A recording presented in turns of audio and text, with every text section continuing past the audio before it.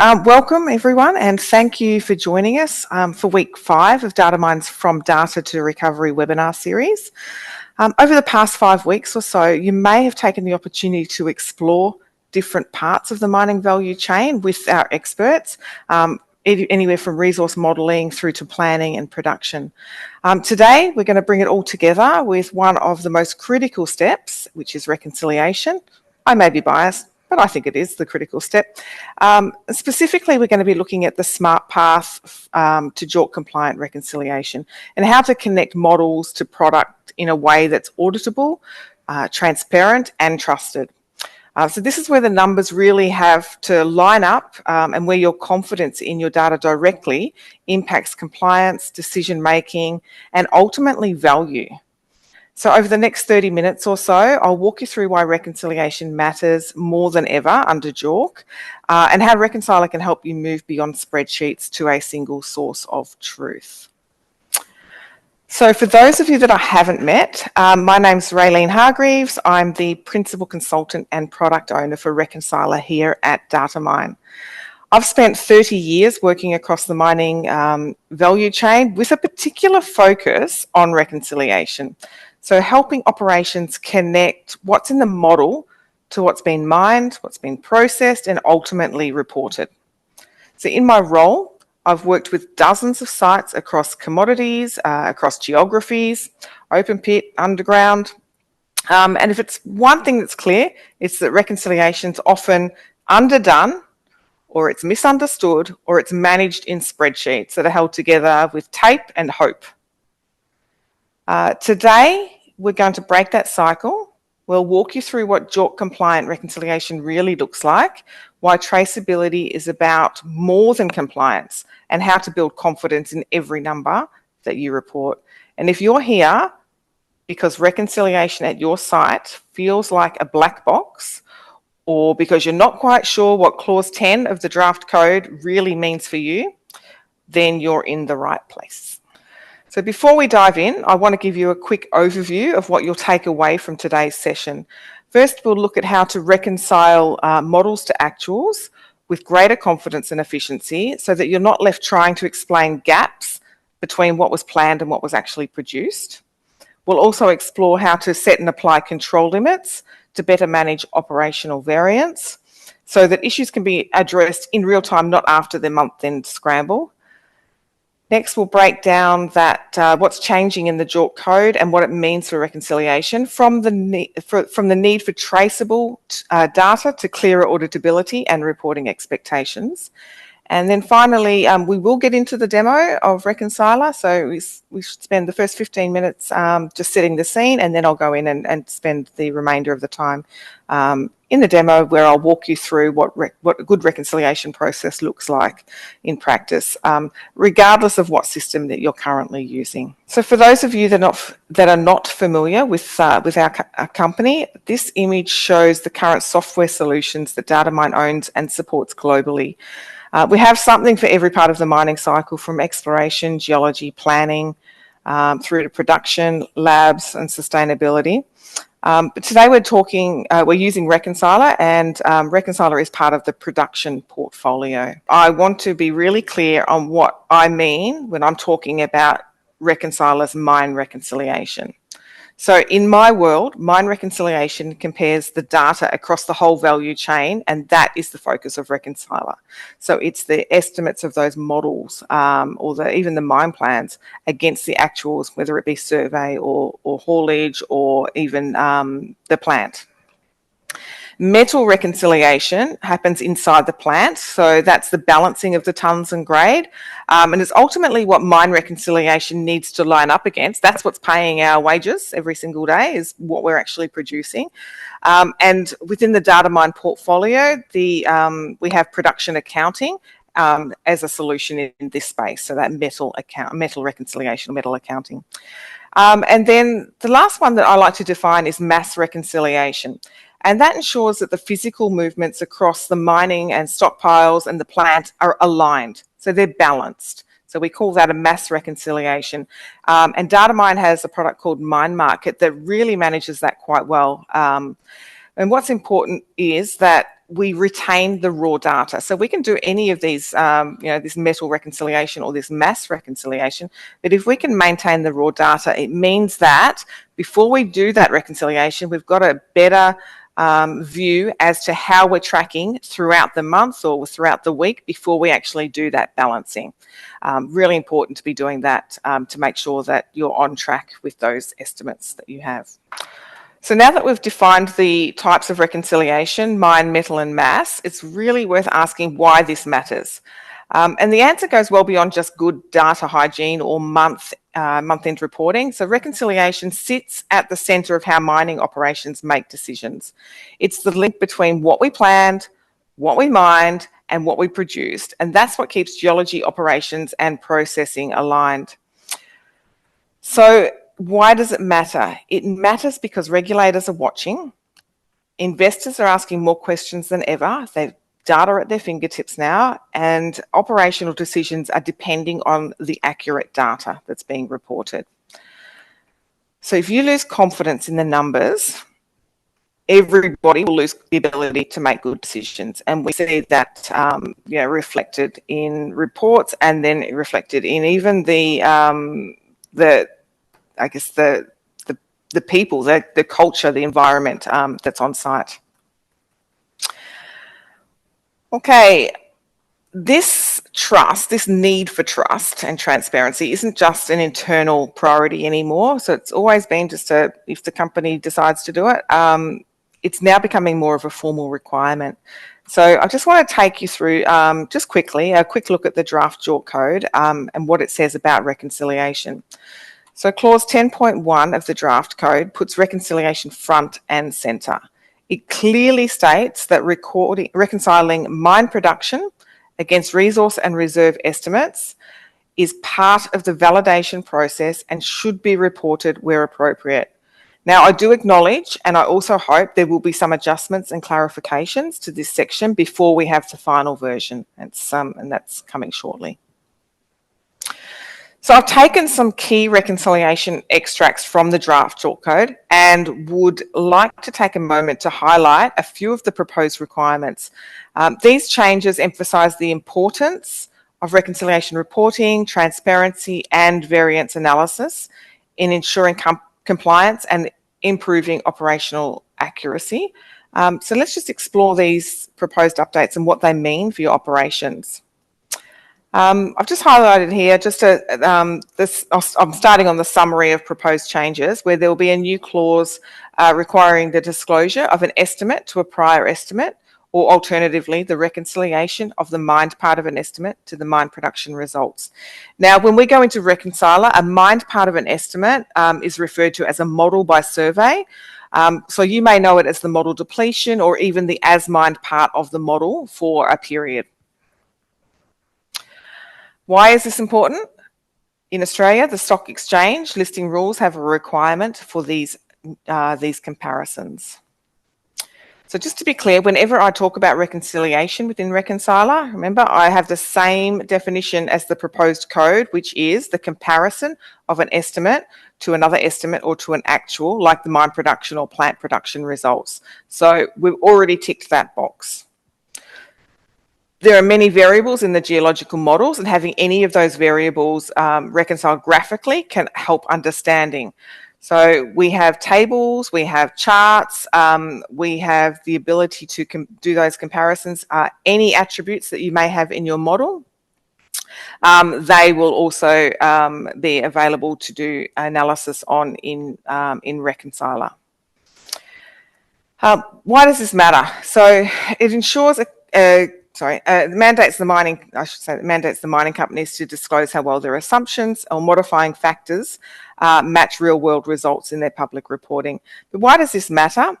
It ensures the accountability in your resource estimation and mine planning.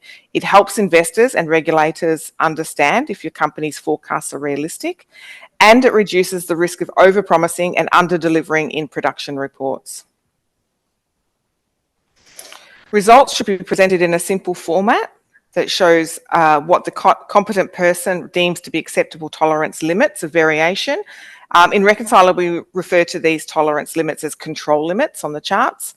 And it's not just about good practice anymore, it's fast becoming an expectation for public reporting. So transparency and traceability are no longer optionals. So what does that mean in practice? It means operational teams will need traceability to see where the material has moved and how it has changed. You'll need systems that support transparent, consistent reporting.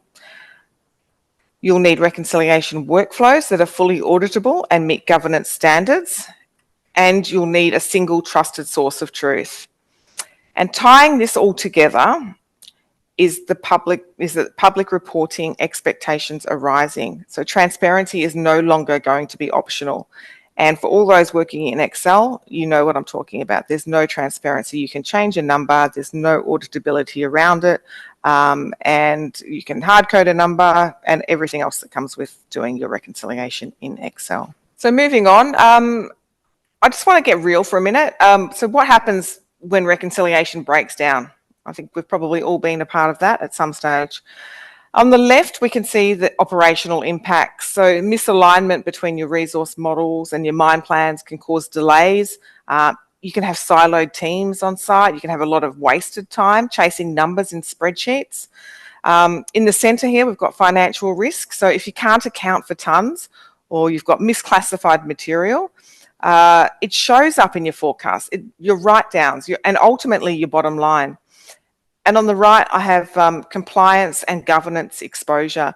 With JORC expectations rising, not having an audit trail or the ability to explain discrepancies to auditors can erode stakeholder trust and put your operation under real scrutiny.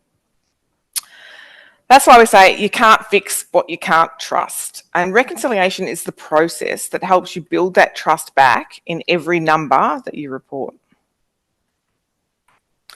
So how do we move from like that reactive reconciliation and spreadsheet chaos to proactive, auditable and trusted reporting? I want to introduce you to Reconciler and just a couple of screenshots there, and we'll probably touch on some of those when we get into the demo. Reconciler brings all of your reconciliation data into one place. It's centralized, it's auditable and it's automated. I'll walk you through what Reconciler looks like in practice. First of all, we integrate all of your data from geology, from mining, from processing and planning, so everybody's working from the same source. Then we automate the boring stuff, the copying, Excel to Excel, the formatting, the cross-checking, and that ultimately saves you time and reduces errors. You can see the full story at any time with transparent reports, full audit trails to back up your numbers. You're working from that one source of truth. As part of an implementation, we determine which is the source of truth, and that's the source of data that we will import into Reconciler. So there won't be multiple versions of the stockpile management spreadsheet floating around. There'll be you'll use Reconciler for that. And finally, it helps you stay aligned to the plan. So you can track if you're actually mining what was modelled and prove it. Am I mining where I should be? So instead of spending time just pulling reports together, teams can actually focus on understanding the variances between those different data sets, managing the risks and improving the outcomes.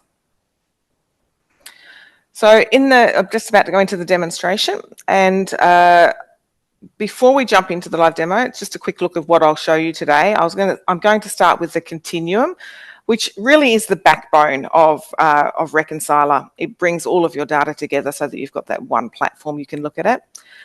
Then we'll look at some comparisons and how Reconciler allows you to define those comparisons for clear, repeatable reporting. We'll move into trends. We'll look at a few data sets, how they change over time, and then look at one comparison across time to see how it's performed. After that, I will take you into the data approval module where I'll show you how data is reviewed, approved and locked for reporting, just so that you've got assurance there for confidence and traceability in your reports. We'll have a look at the system logs and just capture how it just shows you how Reconciler captures every action that takes place in the system. And finally, I'll just show you a couple of example dashboards that we have. But the dashboards are configurable by each site, so it's just my attempt at creating a couple of dashboards from the data that I have. So with that in mind, I'll jump into the live environment and explore how each of these pieces fits together. So stay with me. Okay, so I have, and I do in every demonstration, I have a number of browsers set up and we're going to work our way through them. And that is purely to keep me on track for time, okay? If I was in a normal environment, I'd probably be just working through the menu the entire time. Just a little bit of quick navigation before I go any further. I will be working in some of these data analysis screens. We'll be looking at dashboards. We'll go into the data approval module under Reconciler tasks, and we'll have a look at some of the screens around system health, system logs, and I may get time to do the data health as well. So, and configuration. So we're going to actually cover quite a few screens because I can't stop at just one or two. So what we're looking at here is the continuum within Reconciler. Now this is configurable to your site. So if you don't have a reserve model, you know, you start to hide it. It doesn't have, you don't have it. I have hidden the, there's a couple of other metrics there that I've hidden. Transport loading, product shipped and product received. We're in a gold and copper data set here. I actually don't have data for these three metrics, but we don't need them, okay? We're happy with the simple mine value chain that we've got.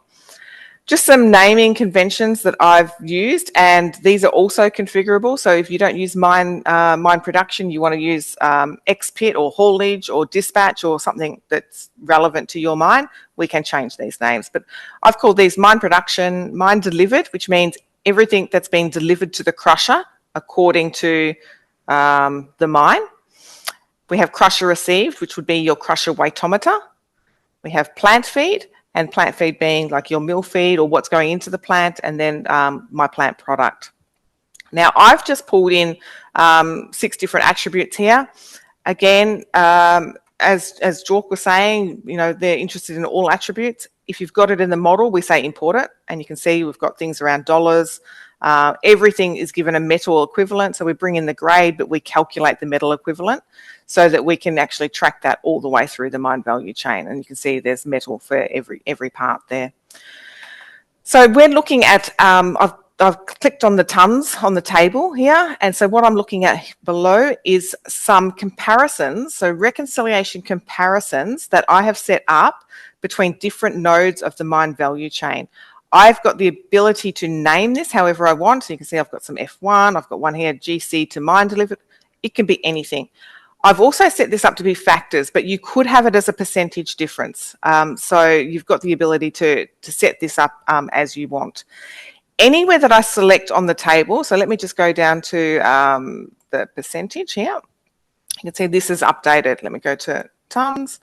Copper tons, and you can see another one has come in here. So that wasn't available in the tons. And we can look, yeah, you can see we don't see that there because it's only relevant to show this plant feed to plant product as a metal comparison. So I've turned it off so that if I click on a grade or a tons, it actually won't show it. But if I click on a metal, it will show me the actual comparison there. What you'll also notice is below we've got just a simple waterfall chart, which is just giving you the differences between the different nodes on the mine value chain. So they're the adjacent nodes though. So here we've got grade control to mine production, and we've got a 7,300 copper ton difference between the two. Why do we see a big discrepancy between the grade control model and the mine delivered? Because we have a huge stockpiling component in this particular data set. Okay, so I expect to see some discrepancies there. You can define the colors. So, you know, we can see F1, it's all great. I don't even have to worry about that.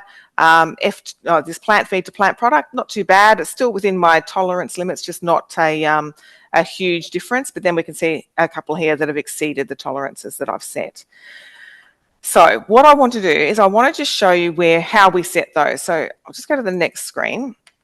And we've come under this configuration menu option. So this is where it's letting me set up as many comparisons as I want. And typically on a mine, I would see maybe 4 to 8 different comparisons, not the amount that I've got. You know, there's quite a few of us in here and we all play around with it. But you simply add a comparison, and I'm just going to call it test because we can actually see it come up really easily there. I'll call it test there, and I'm going to do from the reserve model to the plant feed, I think it was. Oh, no, mine delivered. Sorry, I had to find one that I didn't have one set up for. Mine delivered. I can assign a color to it if I want. Not phased at this stage. I'm going to make it number 1 in my list, and I'm going to make it valid for tons, grade, and metal, and I'm going to save it. So we've got this test one now, okay? And you can see the reason it's come up as my first one is because I gave it that order number 1. Everywhere that you see a list of your comparisons, so like we saw on the continuum, that will then become number 1. I then get to choose how I'm going to do those comparisons. So for each of those metrics, the tons or the grade or the metal, I can determine if I want to see that as a percent difference, an actual difference, or a factor. I can just say how many decimal places I want, and then I can set my control limits. So that colouring that we saw on the ribbons this is where you set it. So you actually say, well, that's my tolerance, and you can see for whereas if we were looking at wet tons, I had a tolerance of 1.2 to 0.8 and then 1.05 to 0.95. So I tend to use this default style configuration.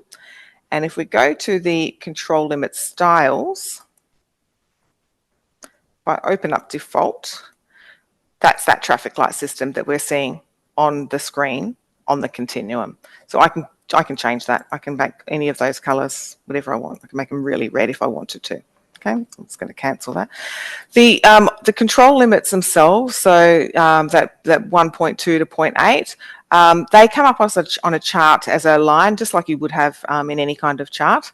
You can decide how you want to design that though. So solid line or a dashed line or a dotted line, and maybe you want to make them all grey or so. I don't know. You can make them any colour you want. Yeah. Again, I'm just going to cancel out. But you can set that up as you want. You can create as many different control limit styles as you want. So maybe you want a different one for, say, arsenic compared to gold. You could set it up that way. You could actually have different colouring because maybe the range, the tolerance range for one of those minor attributes is much smaller than what it would be for, say, your gold or your copper or your major elements. Just before I leave this configuration screen, I just also wanted to show you the colours. So when we go into the charts on the trends screen, there are colours in the charts. They can be set up in this colours screen. So we don't let you change the colour on the actual chart in the module. You need to come in and colour it here. And that's because we're trying to set some standardisation so that if Elodie came in and was looking at something around the reserve model, her chart would also show light blue. Now, if she had the permissions, the role permissions to change the colours, and she changed it to pink, then I would also then see it as pink. So it's just that standardisation so that everybody gets used to seeing like the all control model in blue and the resource model in red. There's just no change there. It also means that you can set some charts up really nicely so that they match maybe the colours of your company. Okay, so I'm moving on just in the time. So we're just moving on into the trends. What I've done here, I have loaded up 4 different data sets. So keep in mind, we're looking at gold ounces and copper tons. So we're not looking at like wet tons or dry tons. We've got the resource model by survey loaded. So the as mined component for the month or only, we're looking at the reserve model by survey, the mine production, so what mining has said they've moved, and then the plant product. Okay, so they're the 4 different data sets. I can load, though, any data set that I want. So I haven't loaded any mine plans there. You can see here we've got models. We've got all of the different models you could load. If we've imported it, they are available for you. Okay, you've got different mine plans. You've got all of your mining metrics. So whether that's an adjusted data set, so that mass balance, maybe you've got that happening in your data, we can bring that in as an adjusted data set. But we've got all of those movements there, as well as your plants and watching. So I was just going in maybe a monthly mine plan, and we'll do the planned mining and apply and close. And I just wanted to show how easy it is to get data. So what we'll be looking at is, this is over time. So I've pulled in 1 year's worth of data, and I've probably pulled in, what have I got? I might not actually have the mine plan there. Let me just change that. Let me pull in the model. Just add a different data set.